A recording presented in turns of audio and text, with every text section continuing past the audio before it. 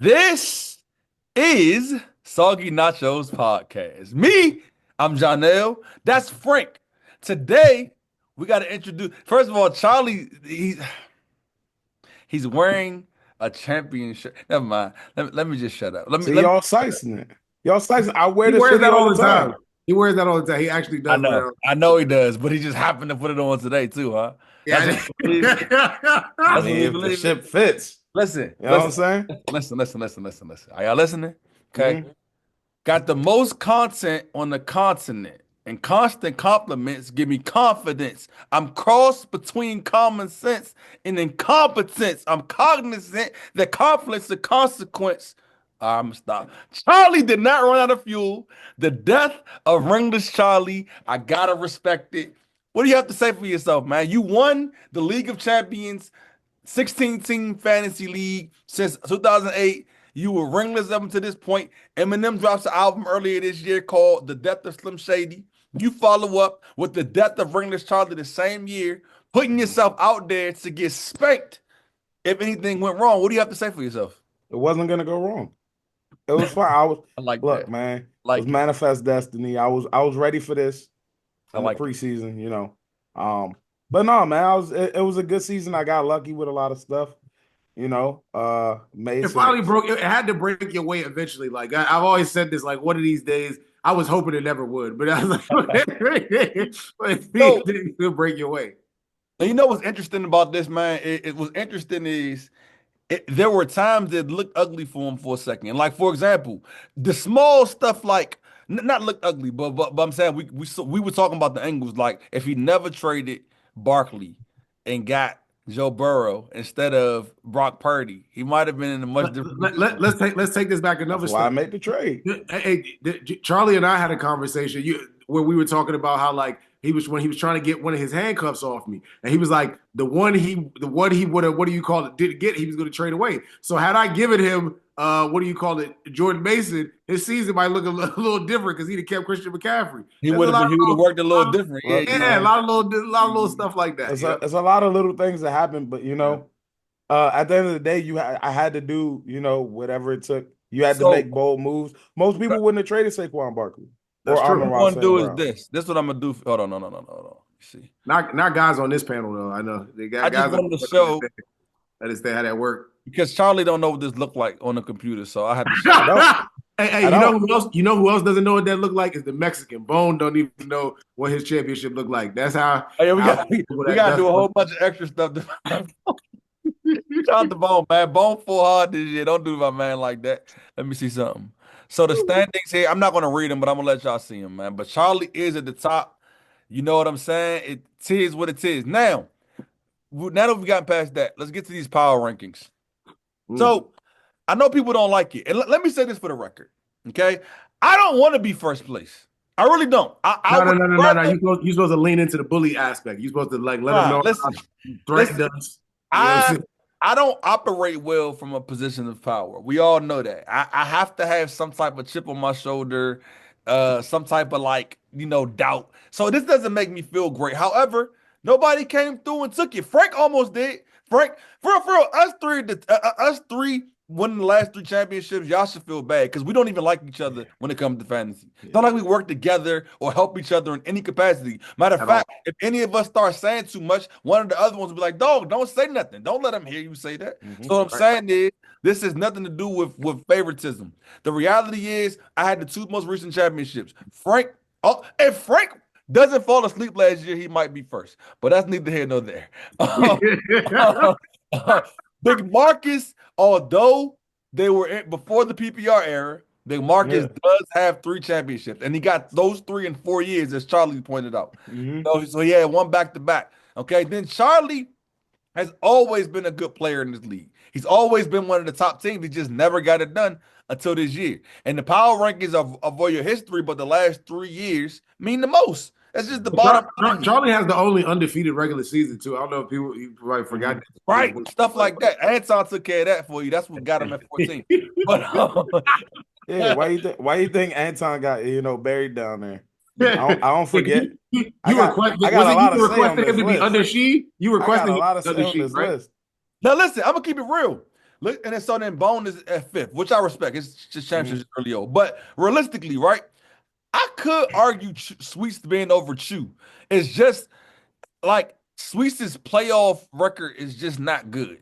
That's just the bottom line. And Chew won a playoff game this year. I think if Chew doesn't win a playoff game, you put Sweets over him. We gotta keep it real. Sweets is not a bad fantasy player. He thinks he's better than he really is.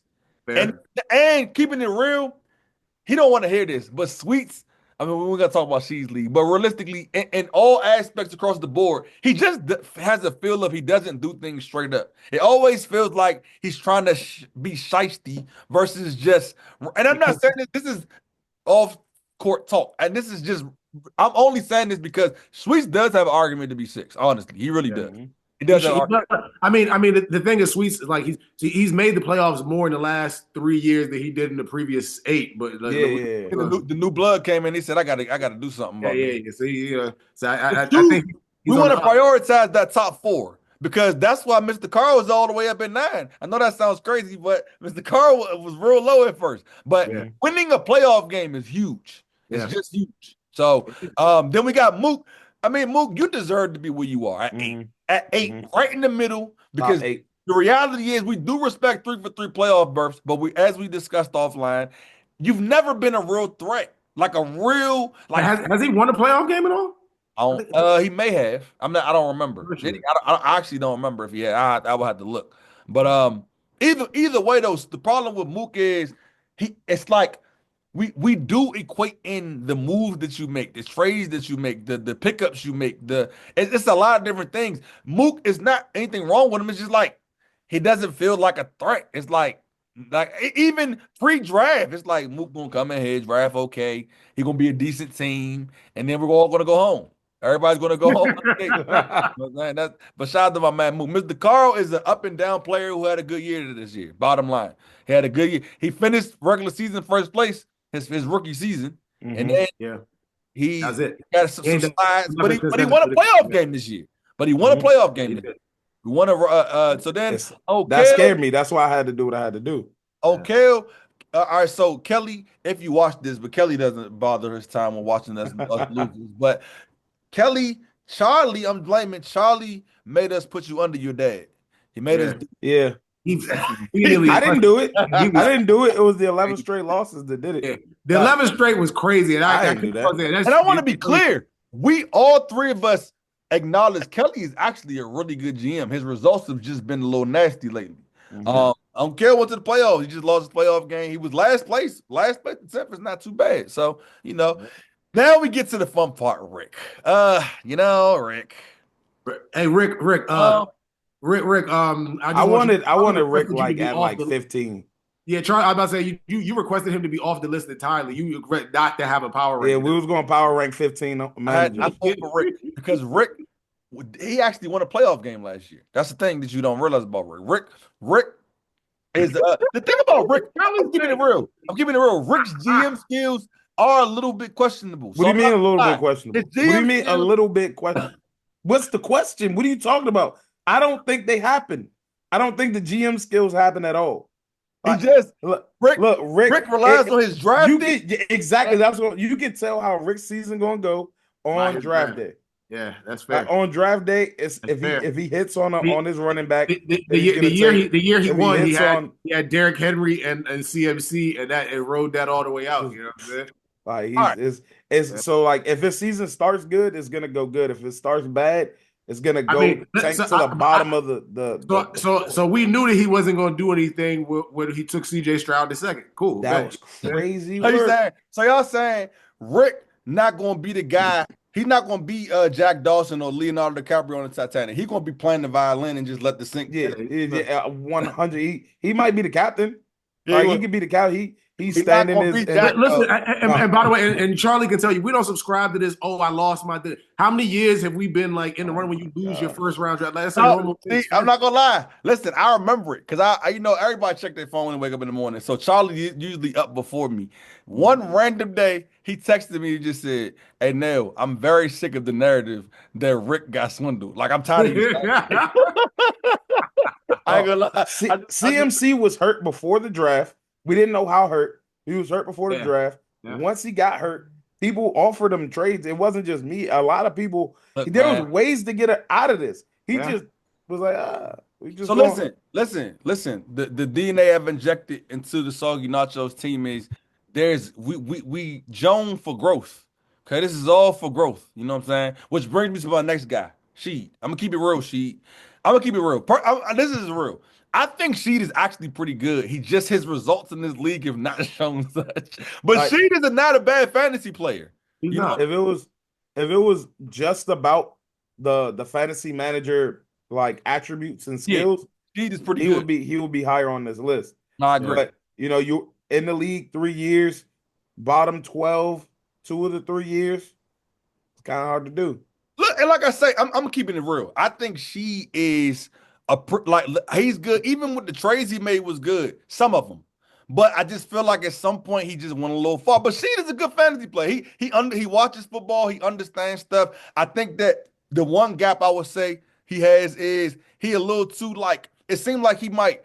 As I know this sounds crazy. It's like he believes his own narratives or something like dog when Tua do this is going. I was like, okay, did you hear about that? Like, I don't know. Him and Chu do that, but it's funny. I just think he had one too many trades.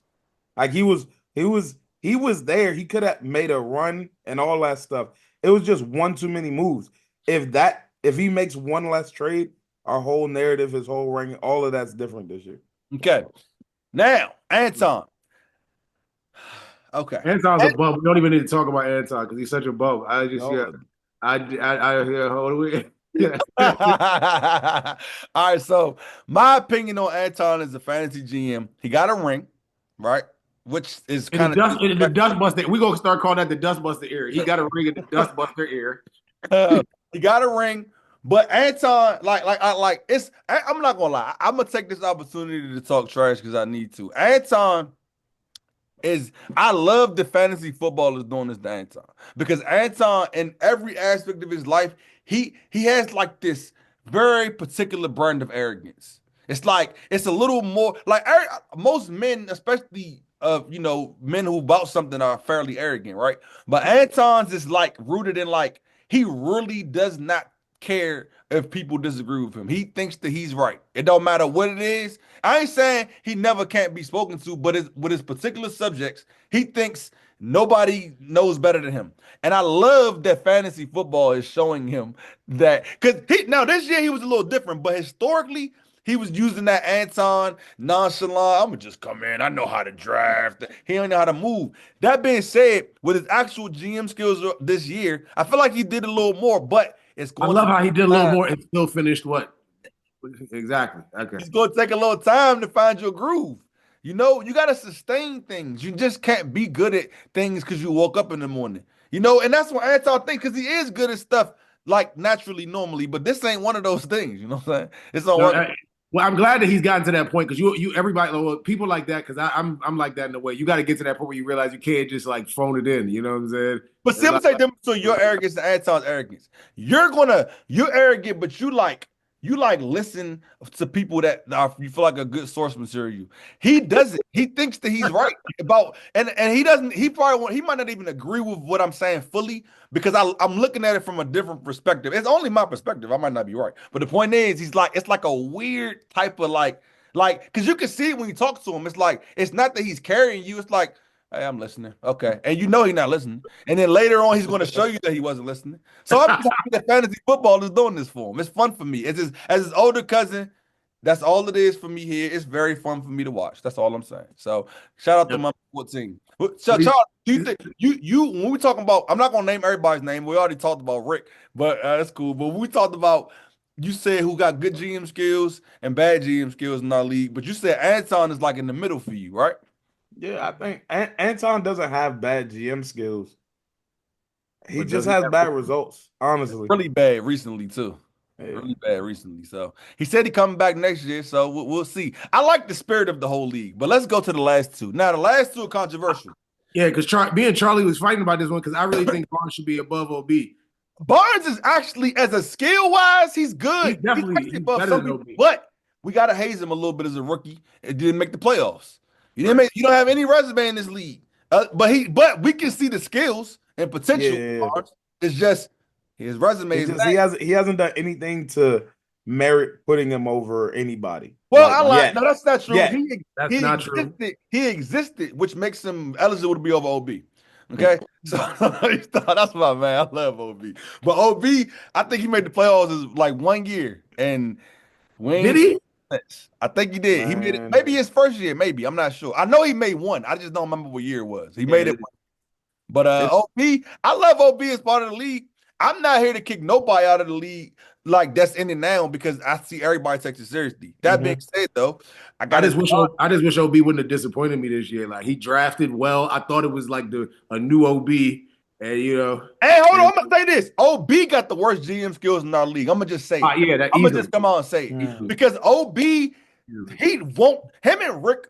Rick, I think Rick's a better GM overall if you ask me. But OB won't trade, bro. OB doesn't trade any players that are like he wants to He had to trade. trade with me at the end of the season. I know, but like when I say won't, I mean it I know. takes a lot. I mean, it got to be good in his favor. It got to be in the right. Like y'all two have inspired me more recently. Of y'all trade people at their highest value. I'm gonna trade them while they good. You know what I'm saying? That's the best really way to be, honestly. But Yeah. all of us can't work like that.